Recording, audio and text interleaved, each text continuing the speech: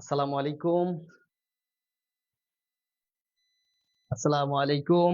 প্রিয় ভাই বোন, কেমন আছেন সবাই? অনেকদিন পর আমরা সাধারণ জ্ঞান ক্লাসে ফিরেছি। আহ রমজান মাস পড়ে গেছে। সবাই আশা করছি নামাজ কালাম করে ফ্রি সময় কাটাচ্ছেন। তো এখন আমরা গুরুত্বপূর্ণ একটা ক্লাস করতে যাচ্ছি। আপনারা একটু জানিয়ে দিবেন যে সাউন্ড ঠিকমতো শুনতে পাচ্ছেন কিনা।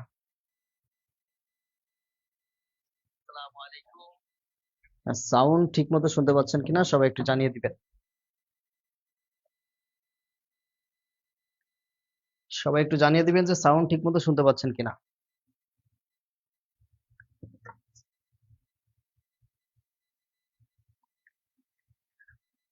খুবই গুরুত্বপূর্ণ একটি ক্লাস করব ইনশাল্লাহ। আমরা ধারাবাহিকভাবে দশম থেকে 50তম বিসিএস এর সকল সাধারণ জ্ঞানের প্রশ্ন কমপ্লিট করব স্টেপ বাই স্টেপ। তো আজকে আজকে আমরা দশমতম বিসিএস এর যতগুলা সাধারণ জ্ঞানের প্রশ্ন ছিল সবগুলা প্রশ্ন আমরা সলভ করব এবং ওই রিলেটেড টপিকগুলো আলোচনা করব। তো সবাই যারা জয়েন করেছেন সবাই শেয়ার দিয়ে দিবেন।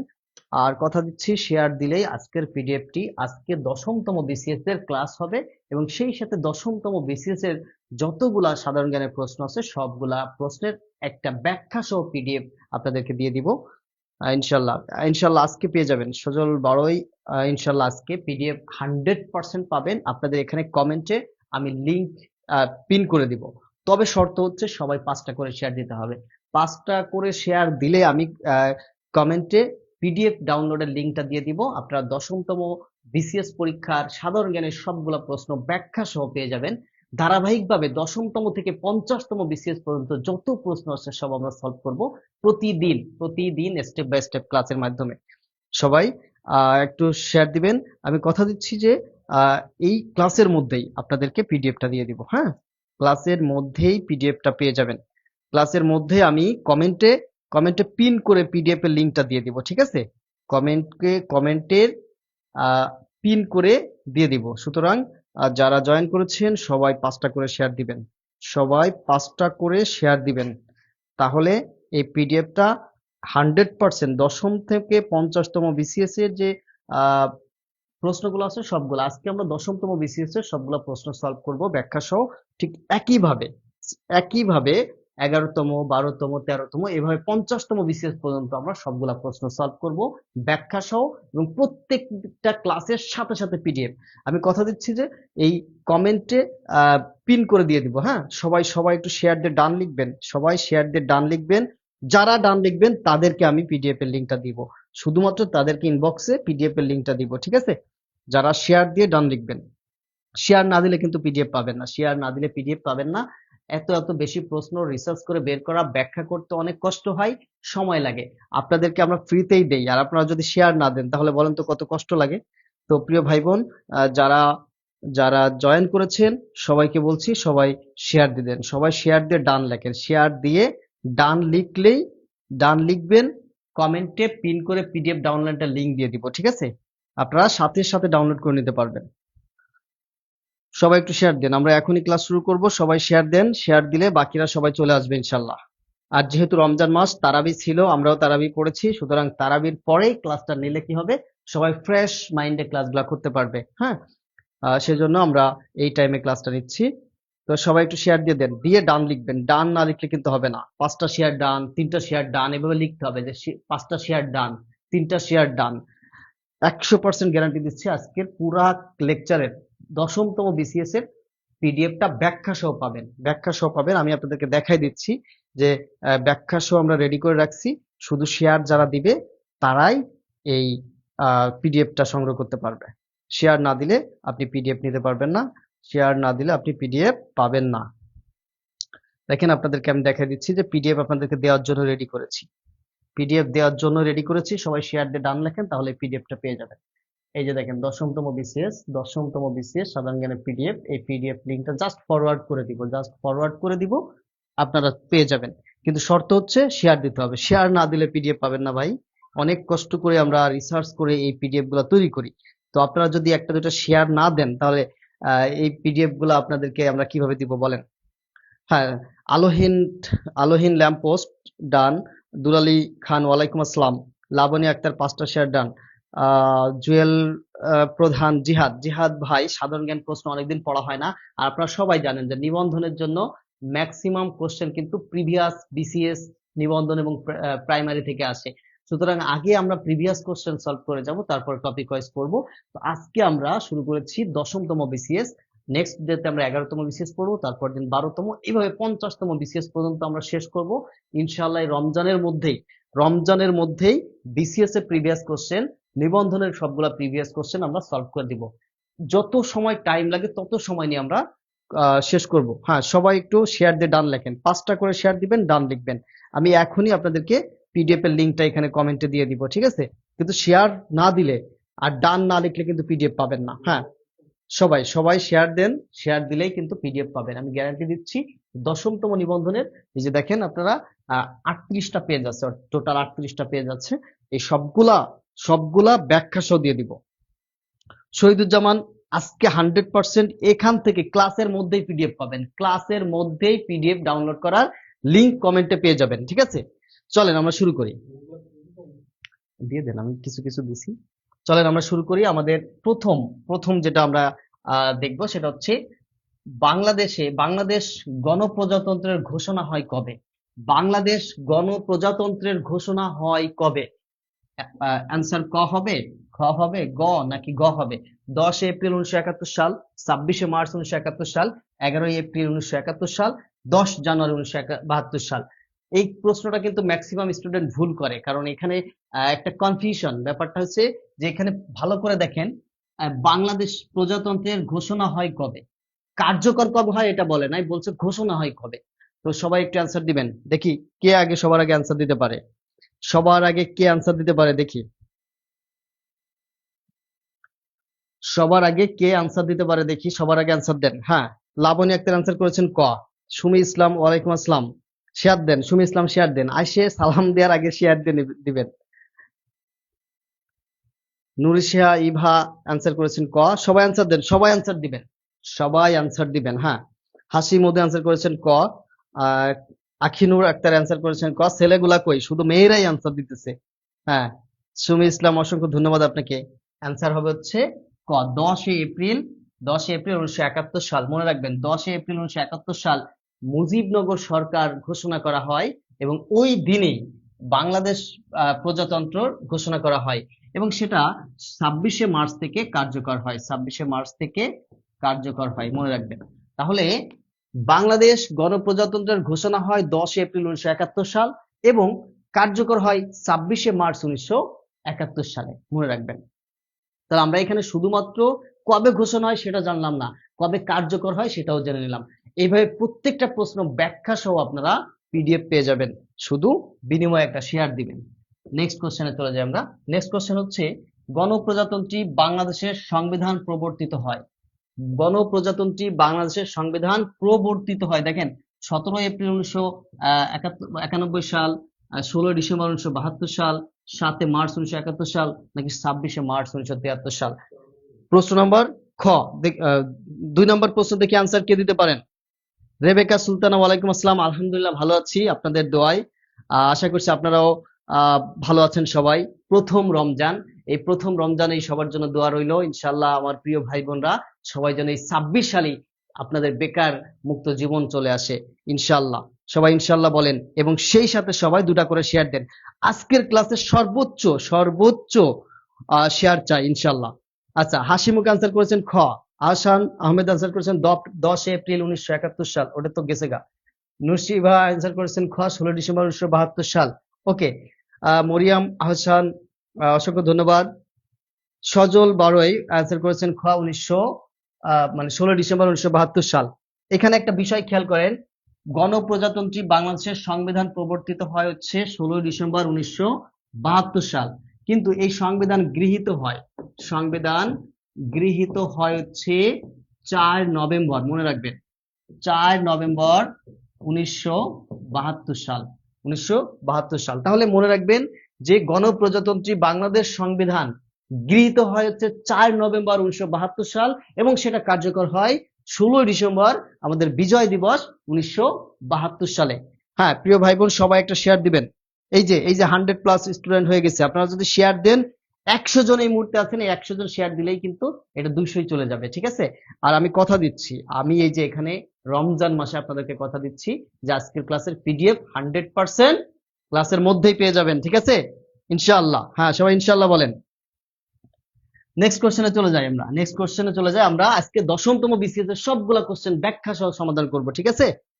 এভাবে 50তম বিসিএস পর্যন্ত অনেকের কাছে কিন্তু 10তম বিসিএস থেকে 50তম বিসিএস এর প্রশ্নই নাই।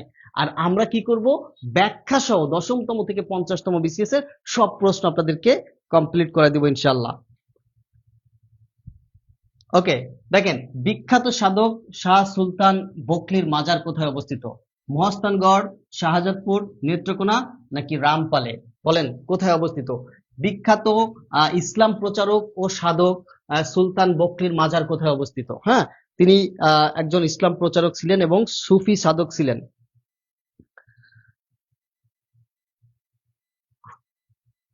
আমি হিন্টস দিয়ে দিচ্ছি, সেটা হচ্ছে বগুড়া জেলার শিবগঞ্জ উপজেলায়, শিবগঞ্জ উপজেলায়। হ্যাঁ, শিবগঞ্জ উপজেলা। এবার দেখি কে অ্যান্সার দিতে পারে সবার আগে। আমি কিন্তু হিন্টস দিয়ে দিলাম যে বিখ্যাত সাধক শাহ সুলতান বকলির মাজার বগুড়া জেলার শিবগঞ্জ উপজেলায় অবস্থিত।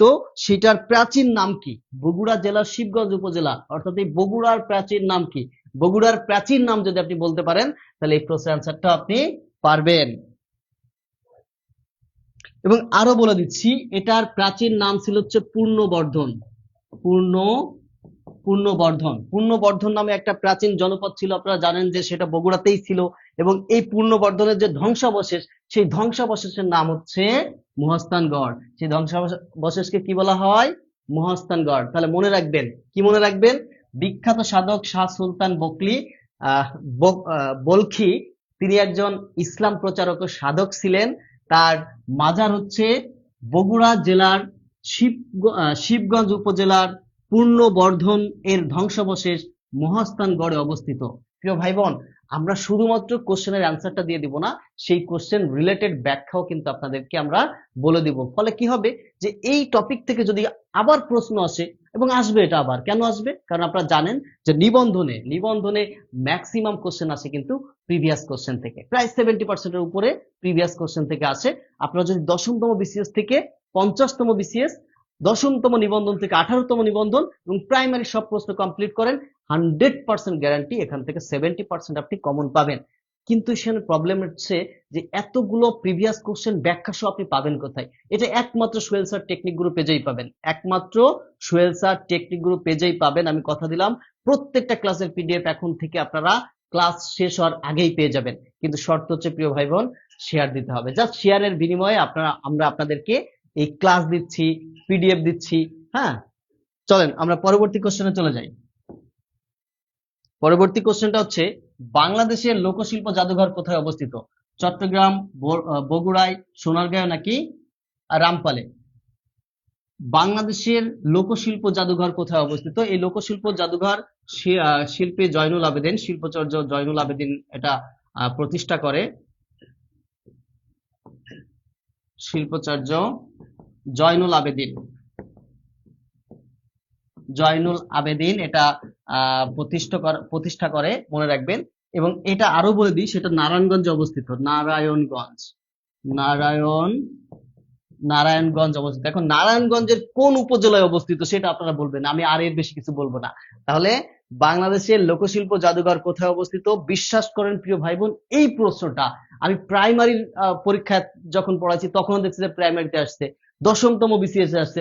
নিবন্ধনের যদি যান, আপনি দেখবেন যে 10তম নিবন্ধন, 12তম নিবন্ধন, 17তম নিবন্ধন, ম্যাক্সিমাম জায়গায় এই প্রশ্নটা কিন্তু আসছে। তো এই প্রশ্ন থেকে আমরা আরো কিছু বিষয় জেনে নিব। বাংলাদেশের লোকশিল্প জাদুঘর কোথায় অবস্থিত? এবং বাংলাদেশের লোকশিল্প জাদুঘর, এটার প্রতিষ্ঠাতা হচ্ছে শিল্পাচার্য জয়নুল আবেদিন, সেটা নারায়ণগঞ্জ জেলায় অবস্থিত এবং সোনারগাঁও উপজেলায় অবস্থিত। তাহলে একই সাথে আমরা অনেক কিছু বিষয় জেনে নিলাম। সেটা কি জানলাম? যে বাংলাদেশের লোকশিল্প জাদুঘরের স্থপতি কে? শিল্পাচার্য জয়নুল আবেদিন। বাংলাদেশের লোকশিল্প জাদুঘরটি কোথায় অবস্থিত? নারায়ণগঞ্জে অবস্থিত। বাংলাদেশের লোকশিল্প জাদুঘরটি কোথায় অবস্থিত? সোনারগাঁয়ে অবস্থিত, মনে রাখবেন। এবং আরো একটা প্রশ্ন সেই সাথে মনে রাখবেন, এই নারায়ণগঞ্জ জেলা হচ্ছে বাংলাদেশের আয়তনে ছোট জেলা। নারায়ণগঞ্জ জেলা হচ্ছে আয়তনে বাংলাদেশের মধ্যে সব থেকে ছোট জেলা হচ্ছে নারায়ণগঞ্জ জেলা। আশা করছি আপনারা বুঝতে পেরেছেন। নেক্সট কোশ্চেনের আনসার কিন্তু আমি বলবো না, এটা আপনারা বলবেন। বাংলা ইউরোপীয় বণিকদের মধ্যে বাণিজ্যের উদ্দেশ্যে প্রথম এসেছিল কারা? ইংরেজরা, ওলন্দাজ, ফার্সি নাকি পর্তুগিজ? ইংরেজ, ওলন্দাজ, ফরাসি নাকি পর্তুগিজ? কারা বাংলায় প্রথম বাণিজ্যের উদ্দেশ্যে এসেছিল? এই প্রশ্নটার আনসার যে দিতে পারবে আমি মনে করবো সে জিনিয়াস, সে প্রিভিয়াস কোশ্চেন সম্পর্কে ভালো ধারণা রাখে। কষ্টের জীবন নরসিংদী না ভাইয়া? এটা নারায়ণগঞ্জ হবে, সোনারগাঁ হচ্ছে নারায়ণগঞ্জের একটি উপজেলা। হ্যাঁ। কোশ্চেন নাম্বার 5 দেখি সবার আগে আনসার কে করেছে? স্বপ্নবিলাসী। স্বপ্নবিলাসী প্রিয় বোন, সম্ভবত আপনি আনসার দিয়েছেন পর্তুগিজরা। আফরিন সুলতান আনসার দিয়েছেন পর্তুগিজ। সুকেশ চক্রবর্তী আনসার দিয়েছেন পর্তুগিজ। আহসান আহমেদ, হাসিমুখ, রাশেদুল ইসলাম সবাই সঠিক অ্যান্সার দিয়েছেন। সবাই সঠিক অ্যান্সার দিয়েছেন। সবাই এখন একটা করে শেয়ার দেন সঠিক অ্যান্সার কেন দিলেন। হ্যাঁ, তাহলে কারা? পর্তুগিজরা। পর্তুগিজরা প্রথম বাংলায় বাণিজ্যের উদ্দেশ্যে আসে, মনে রাখবেন। আপনারা ভাস্কো ডা গামার নাম শুনেছেন? Vasco da Gama, Vasco da Gama বানানটা কি? ভাস্কো ডা গামার নাম শুনেছেন। তিনি 1498 সালে বাংলায় আসেন প্রথম। ইউরোপীয়দের মধ্য থেকে এই ভাস্কো ডা গামা প্রথম বাংলায় সফরে আসে এবং তার আসার মাধ্যমে ইউরোপীয়রা বাংলায় ঢোকা শুরু করে।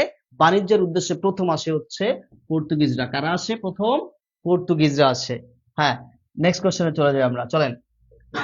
বাংলা নববর্ষ পহেলা বৈশাখ চালু করেছিলেন কে? লক্ষণ সেন, ইলিয়াস শাহ, আকবর নাকি বিজয় সেন? মনে রাখবেন, আমরা যে পহেলা বৈশাখ পালন করি, এই পহেলা বৈশাখ আবিষ্কারের একটা উদ্দেশ্য ছিল হচ্ছে কৃষকদের কাছ থেকে খাজনা আদায় করা।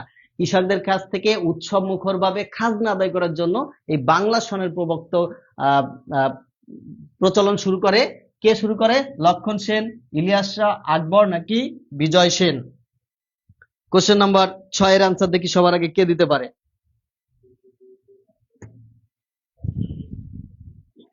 এবং সেই সাথে এটাও মনে রাখবেন, তিনি একজন মুঘল সম্রাট ছিলেন। তিনি একজন মুঘল সম্রাট ছিলেন। তাহলে এখান থেকে মুঘল সম্রাট কে ছিলেন? মুঘল সম্রাট লক্ষণ সেন ছিলেন না, ইলিয়াস শাহ মুঘল সম্রাট ছিলেন না, বিজয় সেন মুঘল সম্রাট ছিলেন না। এখানে মুঘল সম্রাট ছিলেন হচ্ছে সম্রাট আকবর। তিনি বাংলা নববর্ষ প্রবক্তা, তিনি বাংলা নববর্ষ চালু করেছেন। তাহলে আমরা জানলাম যে বাংলা নববর্ষ কে চালু করেছিল। দেন কোশ্চেন নাম্বার 7, পাহাড়পুরের বৌদ্ধ বিহারটি কি নামে পরিচিত? পাহাড়পুরের বৌদ্ধ বিহারটি কি নামে পরিচিত? সোমপুর বিহার, ধর্মপাল বিহার, জগদ্দল বিহার নাকি শ্রী বিহার? দেখি কে সবার আগে এটার অ্যান্সার দিতে পারে। নওগাঁ জেলায় পাহাড়পুরে অবস্থিত। এটা নওগাঁ জেলায় পাহাড়পুরে অবস্থিত।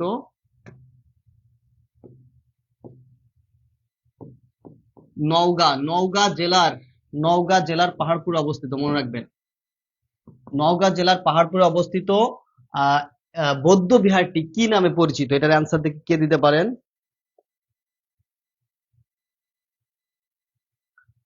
এবং এই পাহাড়পুর বৌদ্ধ বিহারটি মূলত প্রতিষ্ঠাতা হচ্ছে ধর্মপাল।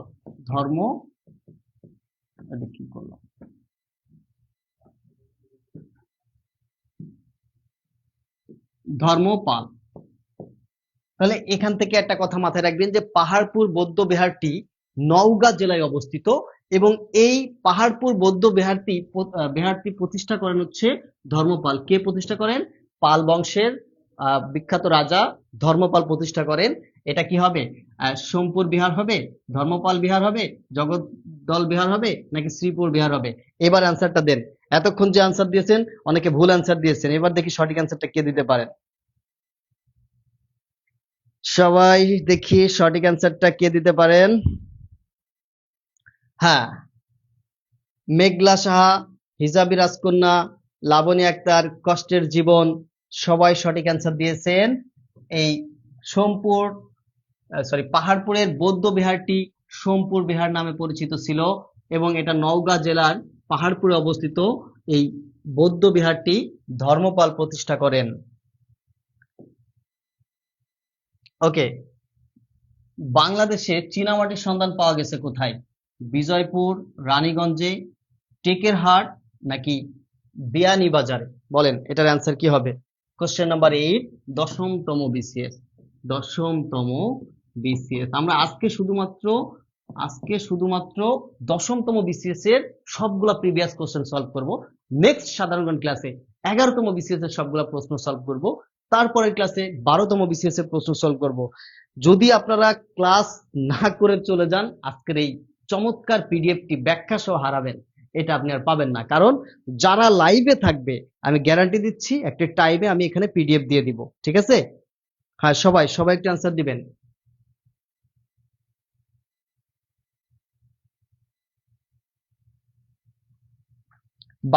বাংলাদেশে চীনামাটির সন্ধান পাওয়া গেছে হচ্ছে বিজয়পুরে। কোথায় পাওয়া গেছে? বিজয়পুরে। নেত্রকোনা জেলার বিজয়পুরে, নেত্রকোনা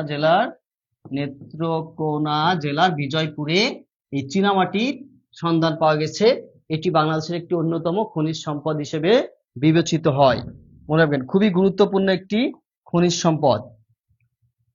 একেবারে কমন প্রশ্ন, সবার পারা উচিত। ঢাকা বিশ্ববিদ্যালয় প্রতিষ্ঠিত হয় কবে? 1897 সাল, 1902 সাল, 1921 সাল নাকি 1905 সাল?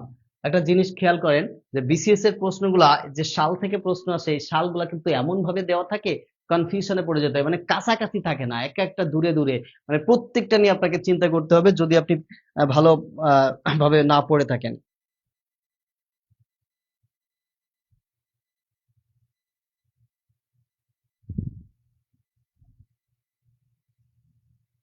দেখেন, এই ঢাকা বিশ্ববিদ্যালয় প্রতিষ্ঠা হচ্ছে 1921 সালে। এই 1921 সালে ঢাকা বিশ্ববিদ্যালয় প্রতিষ্ঠিত হয়, কিন্তু এটা ভারতীয় সংবিধান থেকে পাশ হয় হচ্ছে কত সালে? 1920 সালে। পাশ হয় কত সালে? 1920 সালে। এবং এই ঢাকা বিশ্ববিদ্যালয় 1912 সালে নাথান কমিটির মাধ্যমে উপস্থাপন করা হয় বা প্রস্তাবন করা হয়। ঠিক আছে, চলেন নেক্সট কোশ্চেনে চলে যাই।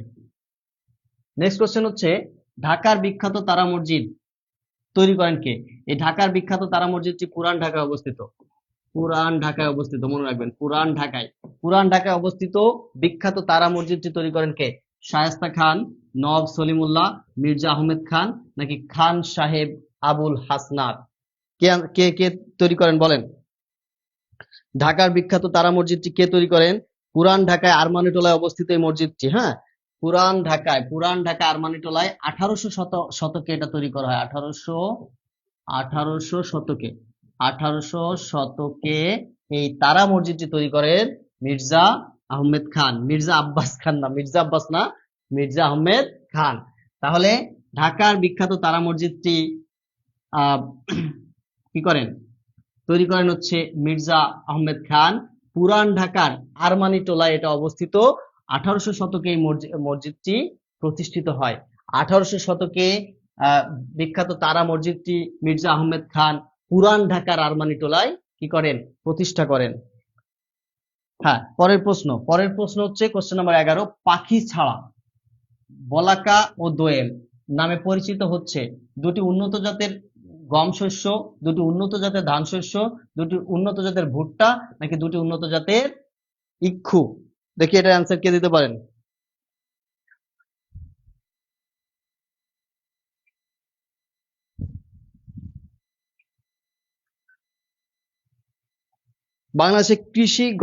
Bangladesh agriculture research institute, Bangladesh agriculture research institute বাড়ি, বাংলাদেশ এগ্রিকালচার রিসার্চ ইনস্টিটিউট কর্তৃক পাখি ছাড়া বলাকা ও দোয়েল নামে পরিচিত দুটি উন্নত জাতের গম শস্য, দুটি উন্নত জাতের গমকে বোঝানো হয়েছে বা দুটি উন্নত জাতের গম শস্যের কথা বলা হয়েছে। পরের প্রশ্ন দেখেন, অগ্নিশ্বর, কানাইবাসী, মোহনবাসী ও বিট জবা কি জাতীয় ফলের নাম? অগ্নিশ্বর, কানাইবাসী, মোহনবাসী ও বিট জাতীয় বিট জবা কি জাতীয় ফলের নাম? পেয়ারা, কলা, পেঁপে নাকি জামরুল? বলেন দেখি এটার অ্যান্সার কে দিতে পারে, এটার অ্যান্সার কে দিতে পারে দেখি। এগুলো উন্নত জাতের। কোশ্চেন নাম্বার 12, কোশ্চেন নাম্বার 12 দেখি সবার আগে কে অ্যান্সার দিবে। সবার আগে যে অ্যান্সার দিবে তার জন্য দোয়া করে দিলাম, সে চাকরি পেয়ে যাবে ইনশাল্লাহ। সবার আগে অ্যান্সার করেছেন নুরশিবা ইভা, সবার আগে অ্যান্সার করেছেন নুরশিবা ইভানা, সবার আগে অ্যান্সার করেছেন হাসিমুখ, সবার আগে অ্যান্সার করেছেন শামিমা হক, সুকেশ চক্রবর্তী, নুরশিবা, নাজমা আক্তার। সবার অ্যান্সার সঠিক। তাহলে অগ্নিস্বর, কানাইবাসী, মোহনবাসী ও বিট জবা হচ্ছে উন্নত জাতের কলার নাম। ওকে, তারপর বাংলাদেশের চিরস্থায়ী বন্দোবস্ত প্রথা প্রবর্তন করা হয় কোন সালে? 1700 সালে, 1772 সালে, 1765 সালে নাকি 1793 সালে? কোশ্চেন নাম্বার 13, কোশ্চেন নাম্বার 13, হ্যাঁ কোশ্চেন নাম্বার 13। এবং আপনাদেরকে বলে দিচ্ছি যে কোশ্চেন নাম্বার 20 তে যখন আসবো তখন আপনাদেরকে পিডিএফ দিব। কোশ্চেন নাম্বার 20 তে যখন আসবো তখন আপনাদেরকে আজকের ব্যাখ্যা সহ পিডিএফটা দিয়ে দিব ইনশাল্লাহ, মনে রাখবেন সবাই। কম বেশি আমরা চিরস্থায়ী বন্দোবস্ত সম্পর্কে জানি। ভারতের governor general lord Cornwallis Bihar ও উড়িষ্যা, ভারতের বিখ্যাত লর্ড কর্নওয়ালিস বিহার এবং উড়িষ্যা এই দুইটা জায়গায় চিরস্থায়ী বন্দোবস্ত প্রথা চালু করেন। কোথায়? বিহার ও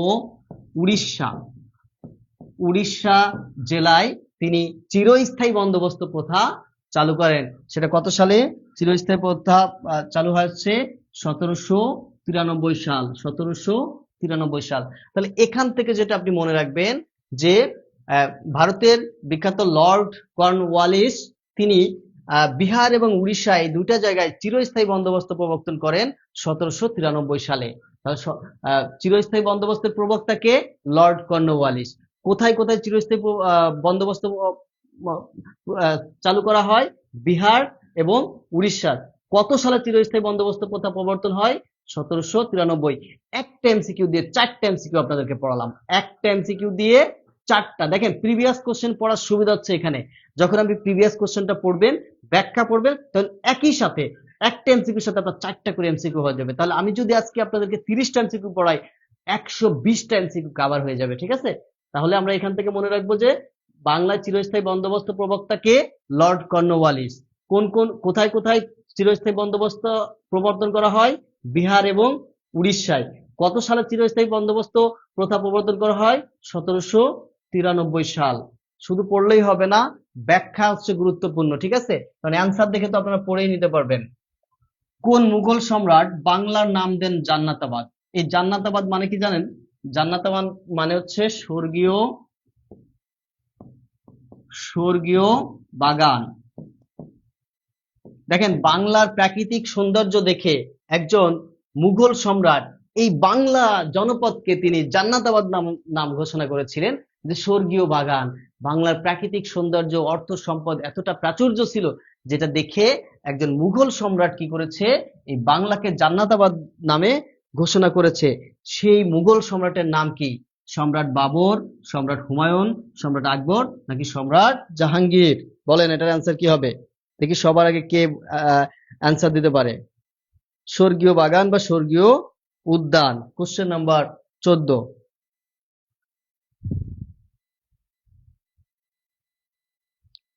কোশ্চেন নাম্বার 14, হ্যাঁ 14 অ্যান্সার করেছেন সবার আগে হাসান আহমেদ, FER ফেরদাউস, খ অ্যান্সার করেছেন সুকেশ চক্রবর্তী, অ্যান্সার করেছেন হুমায়ুন, ডালিয়া দেব, রেবেকা সুলতানা, রুহুল খান, লাবণী আক্তার। সবার নাম ইসরাত রেদওয়ান। ইসরাত, অনেকদিন পর আপনাকে দেখলাম, নিয়মিত ক্লাস করবেন। ঠিক আছে? তাহলে মনে রাখবেন যে মুঘল সম্রাট বাংলার নাম দেন জান্নাতাবাদ, তিনি হচ্ছে হুমায়ুন। তাহলে মুঘল সম্রাট হুমায়ুন বাংলাকে জান্নাতাবাদ বা জান্নাতের উদ্যান হিসেবে স্বর্গীয় উদ্যান হিসেবে ঘোষণা করেন। এবার আসেন, উপমহাদেশীদের মধ্যে ঢাকা বিশ্ববিদ্যালয়ের প্রথম ভাইস চ্যান্সেলর কে? উপমহাদেশের মধ্যে ঢাকা বিশ্ববিদ্যালয়ের প্রথম ভিসি কে, ভাইস চ্যান্সেলর কে? Doctor Ramesh Chandra Majumdar, doctor Mahmud Hasan, doctor Syed Moazzem Hossain, sir AFM Rahman. এটা কিন্তু কেউ পারবেন না, এটা পারবেন না আমি আশা করি। হ্যাঁ, মনে হচ্ছে এটা আপনারা পারবেন না। ঢাকা বিশ্ববিদ্যালয়ের প্রথম ভাইস চ্যান্সেলর কে ছিলেন?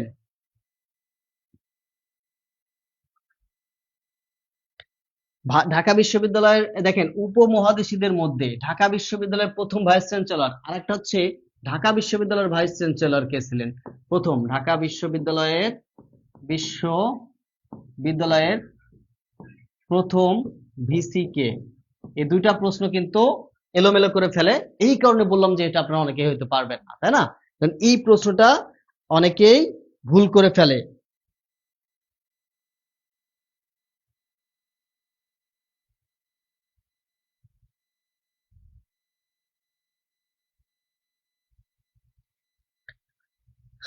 তাহলে উপমহাদেশীদের মধ্যে ঢাকা বিশ্ববিদ্যালয়ের প্রথম ভাইস চ্যান্সেলর ছিলেন A F Rahman, sir A F Rahman. Sir A F Rahman, A F Rahman হচ্ছে আহমেদ ফজলুর রহমান। এ হচ্ছে আহমেদ, এফ হচ্ছে ফজলুর, আর রহমানের রহমান। আহমেদ ফজলুর রহমান, আহমেদ ফজলুর রহমান। এই প্রশ্নের অ্যান্সারটা কি হবে তাহলে? এই প্রশ্নটা, ঢাকা বিশ্ববিদ্যালয়ের প্রথম ভিসি কে? ঢাকা বিশ্ববিদ্যালয়ের প্রথম ভিসি হচ্ছে P J Harton. P J Harton, Dhaka বিশ্ববিদ্যালয়ের প্রথম ভিসি হচ্ছে পি জে হার্টন। আর উপমহাদেশীদের মধ্যে প্রথম মুসলিম ভাইস প্রেসিডেন্ট হচ্ছে এ এফ রহমান, মনে রাখবেন। চলেন নেক্সট কোশ্চেনটা দেখি। নেক্সট কোশ্চেনটা হচ্ছে 1988 সালের সিউল অলিম্পিকে বাংলাদেশের কোন ভাস্কর্যের শিল্পকর্ম প্রদর্শনীতে স্থান পায়? শামীম শিকদার, সৈয়দ আব্দুল্লাহ খালেদ, হামিদুজ্জামান খান, নাকি আব্দুস সুলতান? আব্দুস সুলতান। কোন ভাস্করের শিল্পকর্ম, মানে কোন ভাস্করের শিল্পকর্ম স্থান পায়?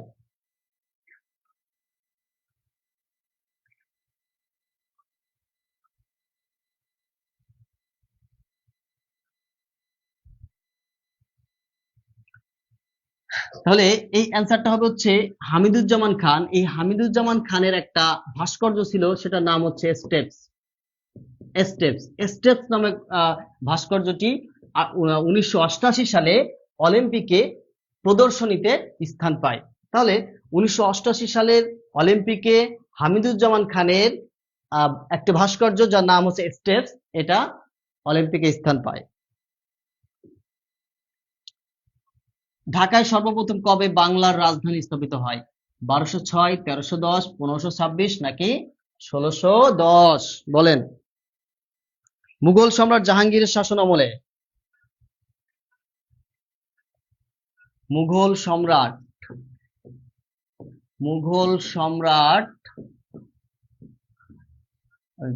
কি করলাম,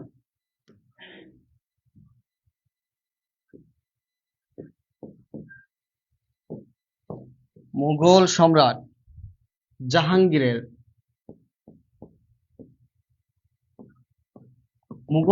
জাহাঙ্গীরের আমলে ঢাকায় সর্বপ্রথম বাংলার রাজধানী স্থাপিত হয় কত সালে বলেন তো? 1610 কত সালে? 1610 সালে। তাহলে 1610 সালে মুঘল সম্রাট জাহাঙ্গীর প্রথম বাংলার রাজধানী স্থাপন করেন ঢাকাতে। মনে রাখবেন 1610 সালে, তখন ঢাকার নাম ছিল ঢাকা, ঠিক আছে? ডিসিসিএ, এরকম ডিসিসিএ, ঢাকা। তাহলে আমরা দেখলাম যে 1610 সালে। পরবর্তী প্রশ্ন, পূর্বাশা দ্বীপের অপর নাম কি? দশমতম বিসিএস আমরা পড়ছি, এটা বারবার বলার দরকার নাই, সবগুলো প্রশ্ন দশমতম বিসিএস থেকে। এর পরের ক্লাসে আপনারা পাবেন হচ্ছে 11তম বিসিএস, ঠিক আছে? আমি বলে দিলাম যে আপনারা 20 নাম্বার কোশ্চেনে যখন আসবেন তখন আপনাদেরকে পিডিএফ দেওয়া হবে, ঠিক আছে? ওকে, তাহলে পূর্বাশা দ্বীপের অপর নাম কি? নিঝুম দ্বীপ, সেন্ট মার্টিন, দক্ষিণ তালপট্টি, নাকি কুতুবদিয়া? বলেন তো।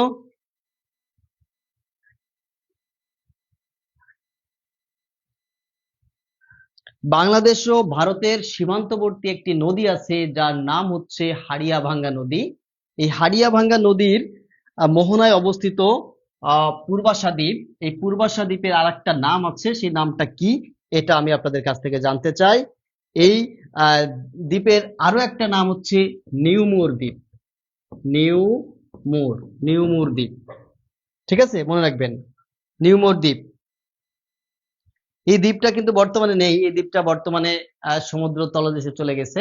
তাহলে পূর্বাশা দ্বীপ, যেটা এর অপর একটা নাম হচ্ছে নিউমোর দ্বীপ, এটা বাংলাদেশ এবং ভারতের মধ্যবর্তী একটা নদী। নদীটার নাম হচ্ছে হাড়িয়াভাঙ্গা নদী। এই হাড়িয়াভাঙ্গা নদীর মোহনায় অবস্থিত পূর্বাশা দ্বীপ।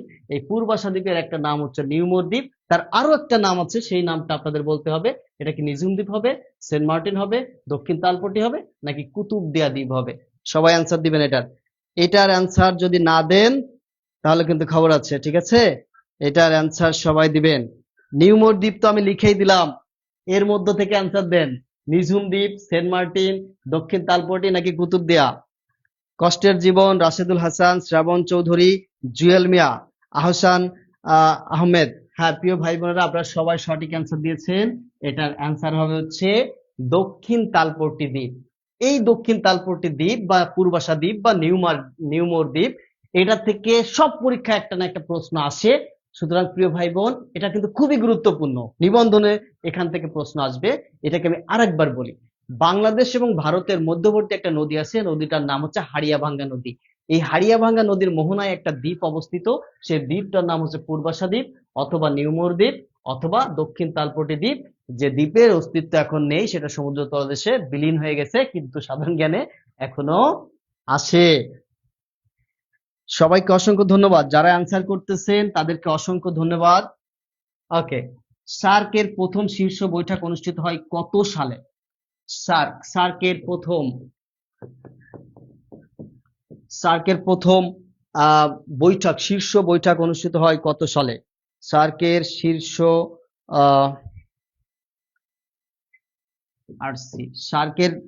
শীর্ষ বৈঠক শুরু হয় কত সালে?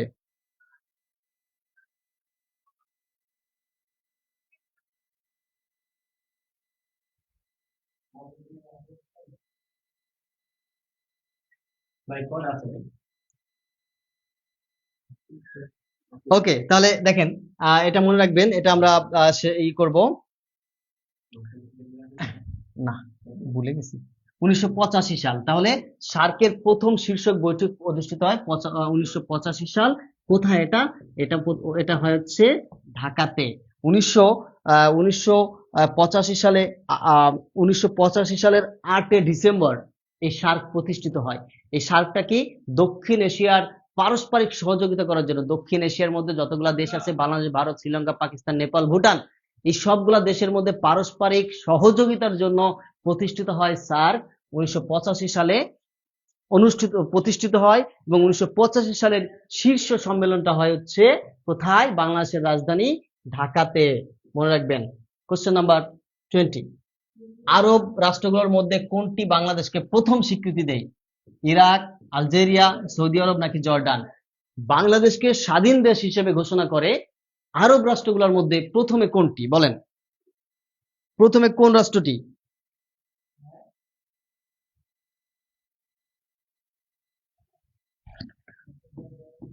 উনিশশো ৭২ সালের ৮ জুলাই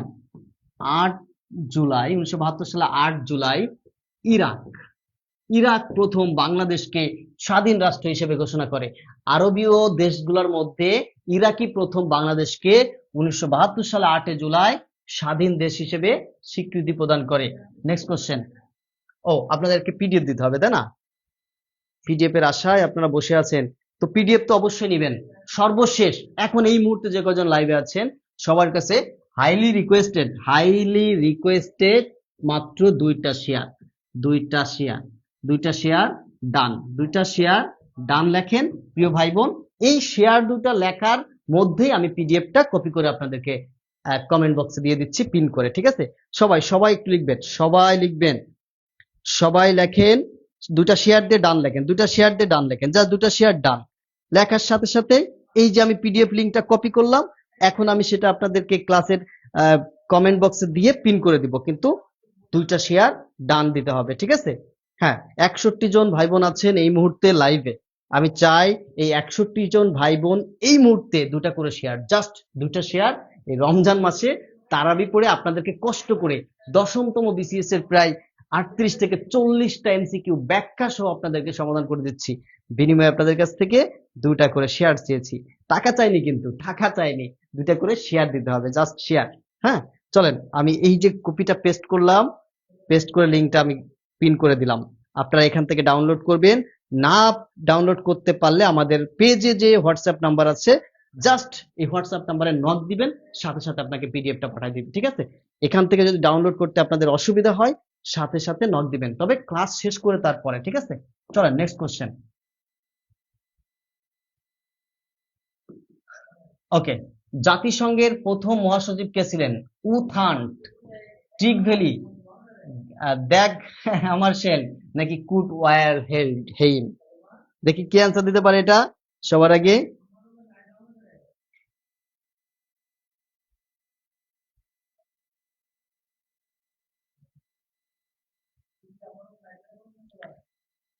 জাতিসংঘের প্রথম মহাসচিব হচ্ছে ট্রিগ ভ্যালি, মনে রাখবেন। জাতিসংঘের প্রথম মহাসচিব হচ্ছে ট্রিগ ভ্যালি। 1946 সালে জাতিসংঘ 45 সালে প্রতিষ্ঠিত হয়। 1946 সাল থেকে 1952 সাল পর্যন্ত এই ট্রিগ ভ্যালি ছিলেন জাতিসংঘের প্রথম মহাসচিব হিসেবে। ওকে, নিরাপত্তা পরিষদের এশীয় আসনে বাংলাদেশের প্রতিদ্বন্দ্বী কে ছিল? ফিলিপাইন, জাপান, ইন্দোনেশিয়া, নাকি থাইল্যান্ড? দেখেন, নিরাপত্তা পরিষদ কার? জাতিসংঘের। জাতিসংঘের নিরাপত্তা পরিষদের বাংলাদেশের প্রতিদ্বন্দ্বী ছিলেন হচ্ছে ফিলিপাইন। বাংলাদেশের প্রতিদ্বন্দ্বী কোন রাষ্ট্র ছিলেন? ফিলিপাইন। ওকে, তারপর দেখেন, সাধারণ পরিষদের নিয়মিত অধিবেশন শুরু হয় কবে? সেপ্টেম্বর মাসের 3য় মঙ্গলবার, সেপ্টেম্বর মাসের 1ম সোমবার, সেপ্টেম্বর মাসের 2য় বুধবার, সেপ্টেম্বর মাসের 4র্থ মঙ্গলবার। এইটা আমি বলবো না, এটা আপনাদের পারা উচিত, এটা সবার মুখে মুখে থাকা উচিত। সেপ্টেম্বর মাসের কোন সপ্তাহে বলেন? জাতিসংঘের সাধারণ পরিষদের নিয়মিত অধিবেশন বসে প্রতি বছর সেপ্টেম্বর মাসের কোন সপ্তাহের কি বার বলেন?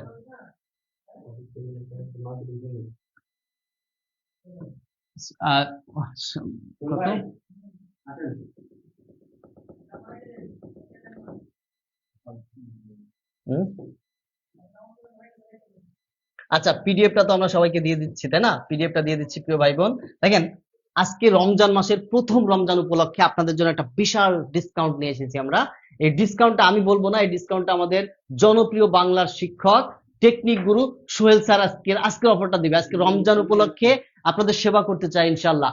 এই রমজানের এই অফারটা আমি দিব না, এই রমজানের অফারটা আমাদের সোহেল স্যারের কাছ থেকে আপনারা শুনে নেন। হ্যাঁ, আসসালামু আলাইকুম। প্রিয় ভাই বোনেরা, আমি আপনাদেরকে আসলে এমন একটা কথা বলবো, আপনি চিন্তা করতে পারবেন না। যেই কয়জন আছে, হ্যাঁ, এমন একটা কথা বলবো যে আপনার জীবনে বাংলাদেশের সর্বশ্রেষ্ঠ যে প্ল্যাটফর্ম গুলো আছে, নাম বলি, হ্যাঁ, দু একটা, বিদ্যাবাড়ি, জব বেরিয়েছে, লার্নিং স্কুল, যে বড় বড় প্ল্যাটফর্ম গুলো, যেই প্ল্যাটফর্ম গুলো যেই কাজ জীবনে করতে পারে নাই, আজকে আমি এমন একটা কাজ করে দিব, এমন একটা কাজ করব, ঠিক আছে, এমন একটা কাজ করব যে আপনার কলিজা সারা জীবন দাগ থাকবো। তাহলে কি কাজ করবো? ঠিক আছে? আচ্ছা, কি কাজটা করবো আমি সেটা বলে দিচ্ছি। সেটা হচ্ছে, সেই কাজটা একটু দেখেন, সে কাজটা কি? সে কাজটা হচ্ছে, আপনি চিন্তা করতে পারবেন না। সে কাজটা হচ্ছে যে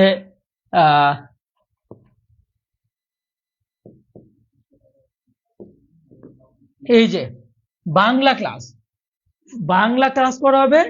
বাংলা ক্লাস হবে 40টা, ইংরেজি ক্লাস হবে 40টা, সাধারণ জ্ঞান ক্লাস 40টা, গণিত ক্লাস 40টা, মডেল টেস্ট করা, মডেল টেস্ট হচ্ছে 10টা, ঠিক আছে? কিন্তু আজকের মধ্যে আপনারা অফার পাবেন 2টা অফার, আজকের জন্য আর কি, শুধু 2টা অফার পাবেন। 1 নম্বর অফার, বিষয়ভিত্তিক 1500 দেওয়া লাগবে না, জেনারেল পার্টও 1500 দেওয়া লাগবে না, এমনকি কোর্স ফি 3000 টাকা দেওয়া লাগবে না, 750 টাকাও দেওয়া লাগবে না। মাত্র 499 টাকা দিবেন, মাত্র 499 টাকা। 1 নাম্বার। 2 নাম্বার, ভাই লাইভ আজকে যারা ভর্তি লাইভ দিয়ে দিই। হ্যাঁ, একদমই কথা বলেন না। আজকে যারা ভর্তি হবে পহেলা রমজান, আজকে রমজান উপলক্ষে আমরা মিনিমাম 100 জন ভাই বোনের দায়িত্ব নিব। কি দায়িত্ব নিব? 100 জন ভাই বোনকে life time membership. Life time membership হচ্ছে চাকরি পাওয়ার আগ পর্যন্ত আপনার দায়িত্ব নিলাম। যান, মাত্র 499 টাকা দিয়ে আপনি ভর্তি হবেন, মাত্র 499 টাকা। ও life time membership, life time membership শুধু রমজান মাস উপলক্ষে, শুধু রমজান মাস উপলক্ষে, ঠিক আছে?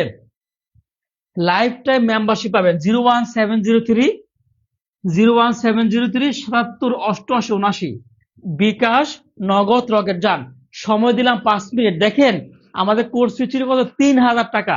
কন্টিনিউ মাঝে মাঝে আমরা অফার দিলাম 750 টাকা। আজকে আপনি দুইটা কোর্সে সব মিলে মাত্র 499 টাকাতে ভর্তি হইতে পারবেন। লাইফ টাইম মেম্বারশিপ এবং 19তম নিবন্ধনে আজকের এই কোর্সে মিনিমাম 100 জন ভাই বোন দায়িত্ব দিতে যাচ্ছে। 100 জন ভাই বোনের, যান, 100 জন ভাই বোনের চাকরির দায়িত্ব ইনশাল্লাহ আমি সুহেল স্যার আপনার দায়িত্ব নিচ্ছি। ইনশাল্লাহ দায়িত্ব যদি চুল পরিমাণে ব্যর্থ হই, আপনার টাকা আমি সম্পূর্ণ আমি নিজে ফেরত দিয়ে দিব। দায়িত্ব পালন যদি আমি ব্যর্থ হই, বলেন কে কে চাকরিটা পাইতে চান? যারা এই চাকরি পাইতে চান তারা হচ্ছে আমাদের লাইফ টাইম লং ব্যাচে চাকরি পাওয়ার আগ পর্যন্ত। এটা 1 নম্বর অফার। 2 নম্বর হচ্ছে 499 টাকাতে আপনি ভর্তি হইতে পারবেন। 3 নাম্বার, আমি সুহেল স্যারের 19তম নিবন্ধনে আপনার চাকরিটাকে কনফার্ম করার জন্য আমি সুহেল স্যার আপনাদেরকে ইনশাল্লাহ 100% সহযোগিতা করব এবং দায়িত্ব নিয়ে নেবেন ইনশাল্লাহ। যান, কারা কারা চান একটু আমাকে কমেন্টে জানান যে স্যার আমি চাই। একটু কমেন্টে জানাই দেন স্যার আমি চাই। একটু কমেন্টে জানাই দেন, একটু কমেন্টে আমাকে জানান যে স্যার আমি চাই। একটু কমেন্টে জানান, একটু কমেন্টে জানিয়ে দেন স্যার আমি চাই। ঠিক আছে? এই সুযোগ কিন্তু আর জীবনে পাবেন না, এই সুযোগ আর জীবনও কিন্তু পাবেন না। ঠিক আছে? এই সুযোগ কিন্তু আপনারা জীবনে পাবেন না। ঠিক আছে? মাত্র 499 টাকা, মাত্র কত? 499 টাকা এবং লাইফ টাইম মেম্বারশিপ। ঠিক আছে? জীবনে আর এই সুযোগ কখন পাবেন না। সময় দিলাম স্যার, সময় দিলাম কত? সময় দিলাম মাত্র 5 মিনিট সময় দিলাম। 5 মিনিটের মধ্যে ভর্তি হইলে 499, আর 5 মিনিট পরে ভর্তি হইলে 3000 টাকা প্লাস লাইফ টাইম বাদ। 5 মিনিট পরে ভর্তি হইলে 3000 টাকা তো ভর্তি হয়ে যাবে, প্লাস কি লাইফ টাইম মেম্বারশিপটা আপনি পাবেন না। জান, এবং হ্যাঁ, আজকেও কিন্তু আমাদের মোটামুটি প্রায় অসংখ্য ভাই বোন 1000 টাকাতে ভর্তি হয়েছে। কিন্তু আজকে রমজান মাস উপলক্ষে আমরা হচ্ছে আমাদের বাংলাদেশের বেকার ভাই বোনদেরকে আমরা 100 জন বেকার ভাই বোনকে আমরা এখন ভর্তি করাবো মাত্র 499 টাকা। যান, 100 জন বেকার ভাই বোনকে আমরা মাত্র এখন 499 টাকা ভর্তি হইতে হবে। যান, দেখেন বড় বড় কোচিং গুলো কিন্তু 3000 টাকা দিয়ে ভর্তি নেয়। বড় বড় কোচিং গুলো কিন্তু 3000 টাকা দিয়ে ভর্তি হয়। ঠিক আছে? আচ্ছা, ওকে। হুমায়রা তাসলিম আপু চাচ্ছেন, এবং শফিউল ইসলাম চাচ্ছেন, স্যার সুমাইয়া সাফি চাচ্ছেন, জুয়েল মিয়া চাচ্ছেন, কষ্ট জীবন চাচ্ছেন, শুভ সমুদ্র চাচ্ছেন। যারা চাচ্ছেন তারা হচ্ছে আমাদের এই নাম্বার হোয়াটসঅ্যাপে নক দেন। যারা চাচ্ছেন তারা হচ্ছে এই নাম্বার নক দেন। 100 জন ভাই বোনের দায়িত্ব আমি নিব। যদি আপনি চাকরি না পান আমার কথা শোনার পরে, আপনার টাকা ইনশাল্লাহ আমি সম্পূর্ণ ফেরত দিয়ে দিব। রমজান মাস, পবিত্র জবান, রমজান মাস, পবিত্র মুখ, পবিত্র রমজান মাসের উপলক্ষে, যেহেতু রমজান মাসে রমজান নিয়ে মুখে কথা বলতেছি, ইনশাল্লাহ আপনার দায়িত্বটা আমি নিয়ে নিব। কে স্যার আমি তো ভর্তি হয়েছি আপনাদের ইনশাল্লাহ। সজল বাড়ি, আলহামদুলিল্লাহ স্যার। আমারও তো টাকা নাই, বিকাশে টাকা নাই স্যার। স্যার অনেকজন বলছে স্যার টাকা নাই, তাহলে কি করবে তারা? জান, আমি হচ্ছে আজকে সারা রাত আপনাকে সময় দিলাম। জান, সারা রাত আপনাকে সময় দিলাম। ভাই দেখেন 450 টাকা দিয়ে আপনি একটা সরকারি চাকরি পাবেন, 19তম নিবন্ধন। 450 টাকা, সরি 499 টাকা দিয়ে 19তম নিবন্ধনে আপনি একটা সরকারি চাকরি পাবেন। এই সুযোগ কিন্তু আমরা জীবনে দেই নাই। এই সুযোগ স্যার অসংখ্য, স্যার আমার টাকা না, অসংখ্য ভাই বোন চাচ্ছেন, এই সুযোগ কিন্তু জীবনে পাবেন না। এই সুযোগ আমি সুহেল স্যার দায়িত্ব নেবে মানে বোঝেন, আমি সুহেল স্যার দায়িত্ব নেবে মানে হচ্ছে এখানে আপনাকে আর কোনো ট্যাক্স করতে হবে না। বাংলা কত 25, ইংলিশ কত 25, কত 50 মার্ক। 50 মার্ক তো এই হাতেই আছে আমার, 50 মার্ক তো আমার হাতেই আছে। শুধু 50 মার্কতে 50 থেকে আপনি সর্বোচ্চ মার্কস ইনশাল্লাহ পাবেন। যান, আমি কিন্তু চাচ্ছি এরকম, স্যার আমি ভর্তি হতে চাই কিন্তু এখন তো বিকাশের টাকা নাই স্যার। স্যার,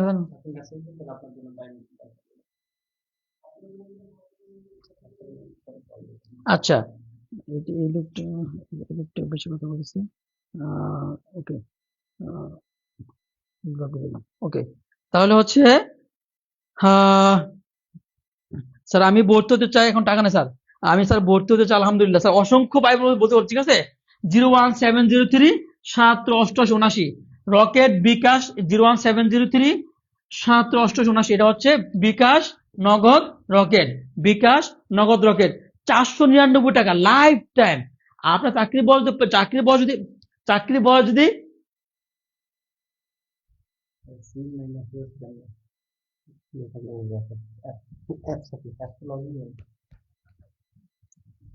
ঠিক আছে, দেখেন আপনি চাকরি পাওয়ার আগ পর্যন্ত দায়িত্ব নিব।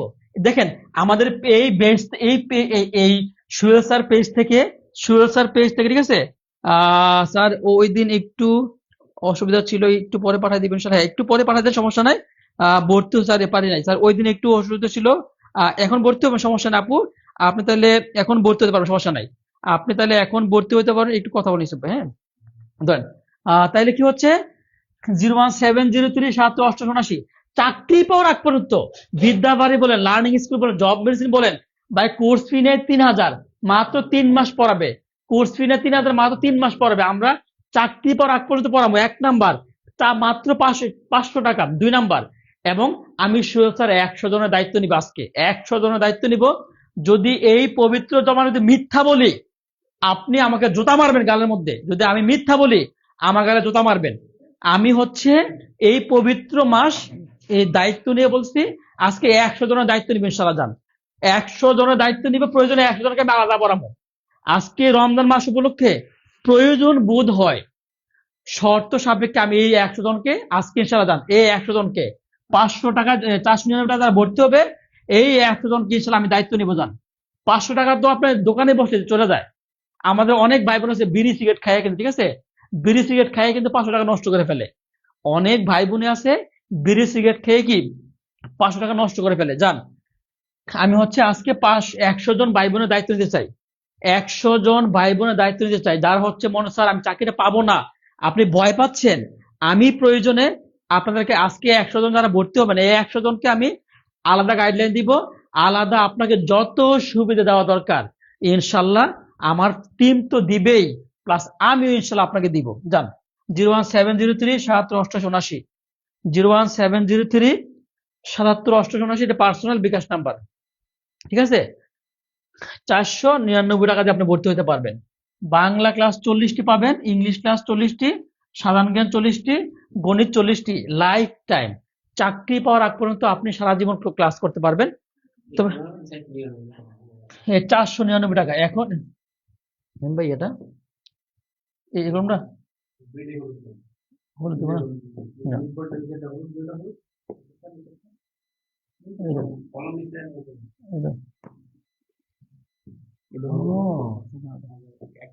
আচ্ছা, তাহলে মাত্র 499 টাকা, মাত্র 499 টাকা ভাই। আর 1 মিনিট সময় দিলাম, মাত্র 1 মিনিট সময় দিলাম। যান, মাত্র আমি 1 মিনিট সময় দিলাম। সবগুলো কাটবো কেমনে? কাটো, দেখা যাবে। হ্যাঁ, মাত্র দেখেন, হ্যাঁ 499 টাকা, ঠিক আছে।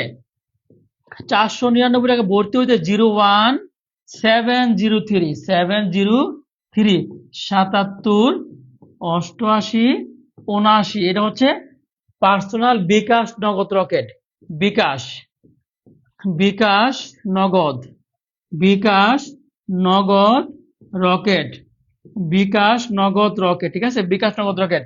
আজকে এই 100 জনকে আমি দায়িত্ব নিতে চাই, একটু আমাকে বলেন তো কার, ঠিক আছে। 499 টাকা, ঠিক আছে, 499 টাকা, ঠিক আছে, মাত্র 499 টাকা। বলেন কারা কারা আপনার কি আমি 100 জনের দায়িত্ব নিয়েছি, একটু হাত তোলেন তো স্যার। আপনার কি মনে হচ্ছে স্যার, আপনার কি যদি মনে হয় স্যার আপনি চাকরি পাবেন না এরকম ভয় মনে হচ্ছে? আমি আজকে 100 জনের দায়িত্ব নিতে যাচ্ছি আজকে। অলরেডি স্যার আমি তো ভর্তি হয়েছে, কিন্তু এখন তো বিকাশ টাকা নাই, কালকে দিব হবে না?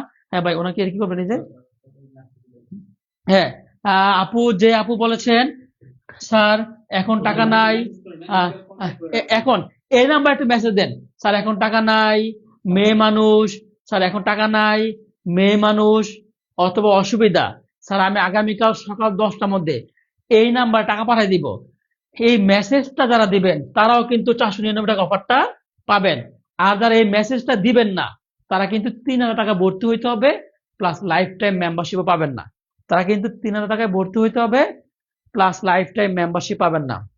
স্যার এখন মেয়ে মানুষ, টাকা নাই, সমস্যা, আগামীকাল সকাল 10টার মধ্যে টাকা পাঠিয়ে দিব, এই কথাটা যারা এই নাম্বারে 01703 7788 01703 7788 এই নাম্বারে যারা পাঠিয়ে দিবেন তারা কিন্তু অফারটা পাবেন। দেখেন 499 টাকা আপনি লাইফ টাইম পাবেন। এবং চাকরি পাওয়ার জন্য আপনাকে 100 জনের দায়িত্ব আমি নিব জান। 100 জনের দায়িত্ব নিতে চাচ্ছি আমি, 100 জনের দায়িত্ব ইনশাল্লাহ আমি নিব। আমরা কি পরিমাণে কি লেভেলের আমাদের এক একজন স্যার পেইড বেচে কি লেভেলের পড়ায়, মানে ইউ ক্যান নট ইমাজিন। আপনি ইমাজিন করতে পারবেন এক একটা স্যার কি লেভেলে পড়ায়, ঠিক আছে? আপনি অবশ্যই চিন্তা করতে পারবেন যে কি লেভেলে পড়ায়, ঠিক আছে? হ্যাঁ স্যার, আমি বলতে চাই কিন্তু, হ্যাঁ আপনার কমেন্ট করে করেন, কমেন্ট, ঠিক আছে? 01703 7788। আমরা কিন্তু আর সময় দিব মাত্র 1 মিনিট। 1 মিনিটের মধ্যে, 1 মিনিটের মধ্যে ভর্তি হইলে আপনি লাইফ টাইম মেম্বারশিপ পাবেন, 499 টাকা ভর্তি হইতে পারবেন, বিষয়ভিত্তিক প্লাস জেনারেল প্লাস। প্লাস হচ্ছে আমাদের যে 100 জনের দায়িত্ব আমরা নিব, সেই 100 জনের আপনি অন্তর্ভুক্ত হবেন, সেই 100 জনের অন্তর্ভুক্ত হইতে পারবেন। আর যে 1 মিনিট পরে ভর্তি হন, 1 মিনিট পরে ভর্তি হন, তখন আপনাকে 3000 টাকাতে ভর্তি হইতে হবে। 1 মিনিট পরে ভর্তি হইলে তখন আপনাকে 3000 টাকাতে ভর্তি হইতে হবে, 1 মিনিট পরে ভর্তি হইলে। প্লাস লাইফ টাইম পাবেন না, লাইফ টাইম মেম্বারশিপ পাবেন না। 01703 7788 01703। হ্যাঁ, যাদের টাকা নাই, যাদের যাদের টাকা নাই, স্যার লেখেন টাকা নাই, আগামীকাল টাকা পাঠিয়ে দিব। 01703 7788 01703 01703 কি 01703 7788 এই নাম্বারে আমাকে নক দেন, স্যার টাকা নাই, আগামীকাল টাকা পাঠিয়ে দিব।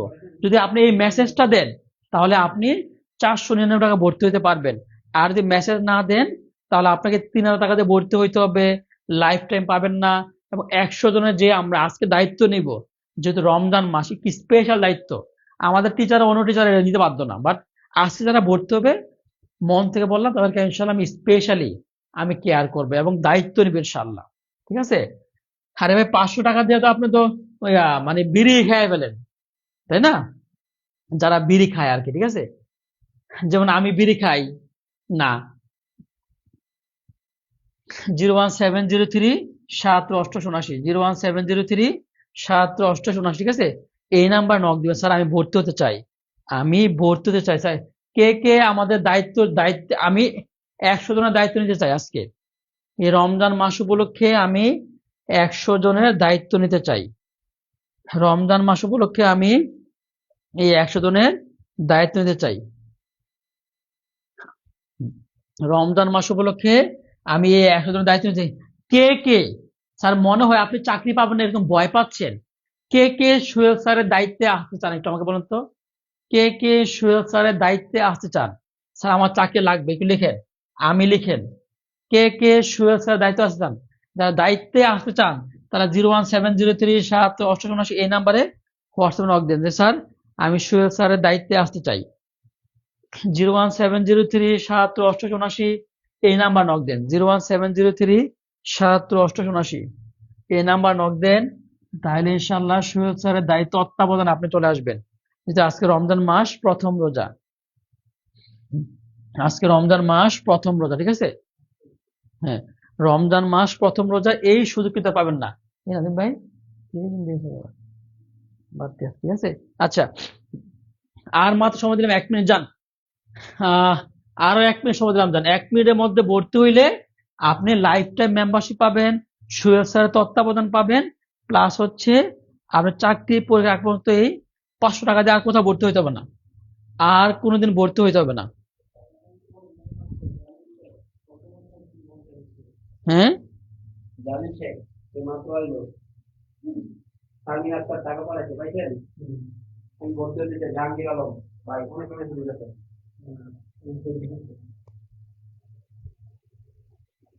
বলেন বলেন যে এটা আবার একটু বলবেন আমার সম্বন্ধে। হ্যাঁ, ও আচ্ছা আচ্ছা, অফার সম্পর্কে যদি বলতে চাই, হ্যাঁ, অফারটা হচ্ছে আমাদের জেনারেল পার্টে হচ্ছে 1500 টাকা বিষয়ভিত্তিক, অনার্স মাস্টার্স এর বিষয়ভিত্তিক কোর্সে হচ্ছে 1500 টাকা, 3000 টাকা। আপনি যদি এখন ভর্তি হন, আপনাকে ওই 3000 টাকা দেওয়া লাগবে না, 750 দেওয়া লাগবে না, মাত্র 499 টাকা দিয়ে, 499 টাকা দিয়ে আপনি সারা জীবন চাকরি পাওয়ার আগ পর্যন্ত ক্লাস করতে পারবেন, 499 টাকা দিয়ে। 2 নাম্বার, 2 নাম্বার হচ্ছে লাইফ টাইম মেম্বারশিপ পাবেন। 3 নাম্বার, আমি স্বয়ং আজকে 100 জনের দায়িত্ব নিব, স্পেশাল। যারা ভর্তি হয়েছে তারা তো পাবেই, বাট আজকে এখন যারা ভর্তি হবে তারা একদম চাকরি পাওয়ার আগ পর্যন্ত সোহেল স্যারের একটা স্পেশাল কেয়ার পাবেন। এক স্পেশাল কেয়ার মানে কি, আইসিইউ রোগীদেরকে যেভাবে দেখা হয়, সোহেল স্যার আপনাদেরকে এরকম এরকম ধরে ধরে চেক করবে, ঠিক আছে, ধরে ধরে না, মানে আপনাদেরকে এরকম, ঠিক আছে, আপনাদেরকে এরকম ইনশাল্লাহ সহযোগিতা করবো, ঠিক আছে, সহযোগিতা করতে বাধ্য। আচ্ছা, বলেন, একটু দ্রুত বলেন, দ্রুত। আমরা কিন্তু লাইভটা এখন কিন্তু কেটে দিব। আমরা হ্যাঁ, কেটে দিলে কিন্তু আপনাকে, স্যার আমার টাকা পেয়েছেন? স্যার টাকা পেয়েছি, আলহামদুলিল্লাহ আলহামদুলিল্লাহ। কে কে আপনি বলেন তো, আজকে রমজান মাস ভাই, জীবনে আমি শুধু স্যার আমি বলছি যে আপনার দায়িত্ব নিব, আমি তো এই পর্যন্ত কখনো কারো বলি না যে আমি দায়িত্ব নিব। কিন্তু যে রমজান মাস, এটা হচ্ছে পবিত্র মাহে রমজানের মাস, এটা হচ্ছে বরকতের মাস। এই বরকতের মাস উপলক্ষে 100 জনের দায়িত্ব নিব, অলরেডি 90 জন হয়ে গেছে, আর মাত্র 10 জনের দায়িত্ব আমি নিতে চাই। অলরেডি 90 জন হয়ে গেছে, আর মাত্র 10 জনের দায়িত্ব আমি নিতে চাই। যারা যারা চাচ্ছেন স্যার, 500 টাকা রে ভাই, 500 টাকা দিয়ে আপনি সারা জীবন পড়তে পারবেন আমার কাছে। 500 টাকা দিয়ে, 500 টাকা দিয়ে তো ফোসকা খাইলে 500 টাকা চলে যাবে। রমজান মাস উপলক্ষে আপনি 500 টাকা দিয়ে সারা জীবন আমার কাছে পড়তে পারবেন, আর আমার স্পেশাল দায়িত্ব পাইবেন। আমার স্পেশাল দায়িত্ব পাইলেন। হুম, স্যার গ্রামের বাড়ি, আপনি রিপ্লাই দেন না, আমি তো এটা আছে যে, হ্যাঁ হ্যাঁ, হিসিব ভাই, নাদিম ভাই, রিপ্লাই দেন, রিপ্লাই দেন। হুম, এই তো। অনেকে বলছে স্যার আমি, আমার লাগবে স্যার, অবশ্যই ইনশাল্লাহ। যারা 500 টাকা দিয়ে সারা জীবন সুহেল স্যারের সুহেল স্যার তত্ত্বাবধান চান, শুধু যে আজকে যারা ভর্তি হবে, ওই আগে যারা ভর্তি হয়েছে তারাও পাবেন না, এরকম কিন্তু আমি বলি নাই, ঠিক আছে। আজকে যারা ভর্তি হবে, 01703 77 88 পার্সোনাল বিকাশ নাম্বার, ঠিক আছে, এবং মেসেজ দিয়ে রাখবেন যে স্যার আমি আগামীকাল 10টা টাকা পাঠা দিব। এই মেসেজটা দিলেও আপনি 3000 টাকা পাবেন, সুহেল স্যারের তত্ত্বাবধান পাবেন, সুহেল স্যারের দায়িত্বে থাকতে পারবেন। না, আমার দায়িত্বে থাকা মানে অন্তত নিবন্ধনের চাকরিটা হবে, এটা নিশ্চিত। অন্যগুলো আমি আসলে ততটুকু বলি, তবে নিবন্ধনটা হবে, এটা সুনিশ্চিত, কারণ ওইভাবে আসলে আপনাকে দেখাবো। আর যারা 1 মিনিট পরে ভর্তি হবেন, তারা কিন্তু, আর আমাদের কিন্তু অলরেডি 95 জন হয়ে গেছে অলরেডি, আর মাত্র আমরা 5 জনের দায়িত্ব নিতে চাচ্ছি ইনশাল্লাহ।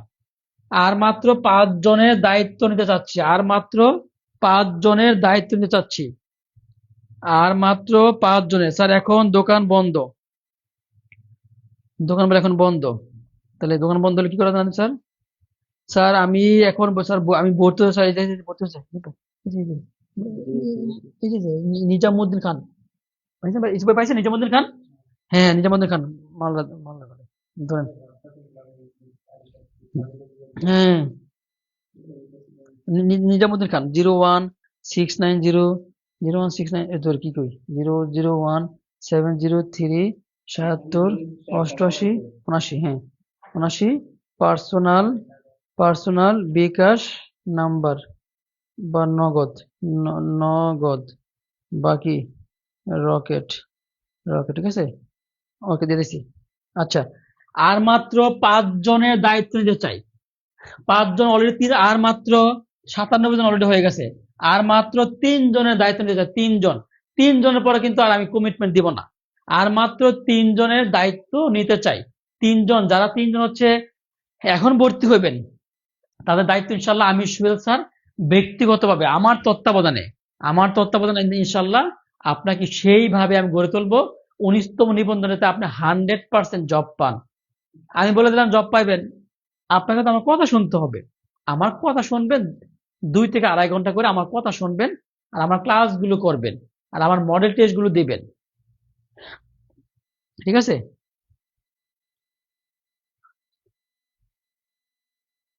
হ্যাঁ, ফাইন ফাইন, সুন্দর সেটা।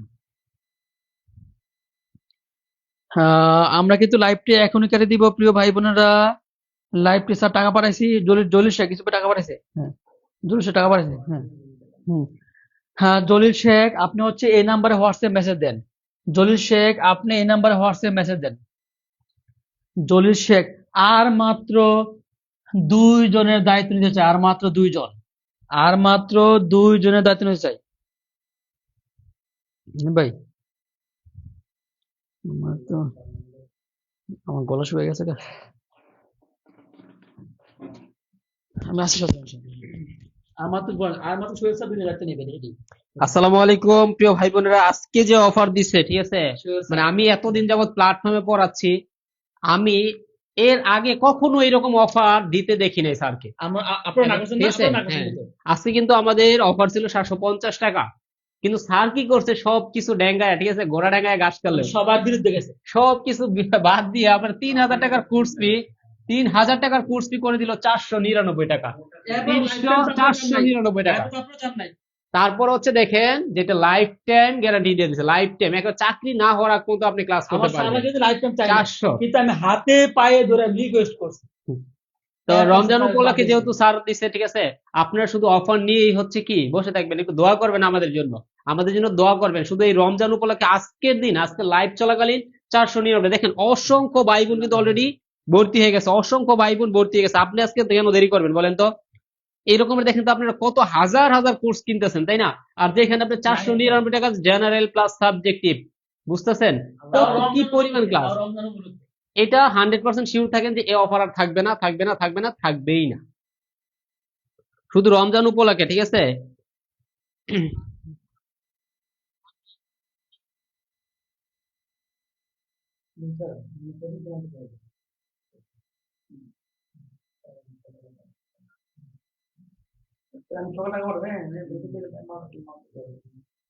আমাদের নাম্বারটা হচ্ছে 01703778879।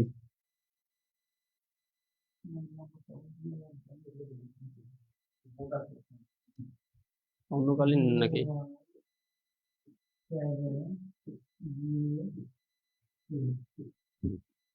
চুল দাঁড়া গেছে কিনা টুপি লেগে।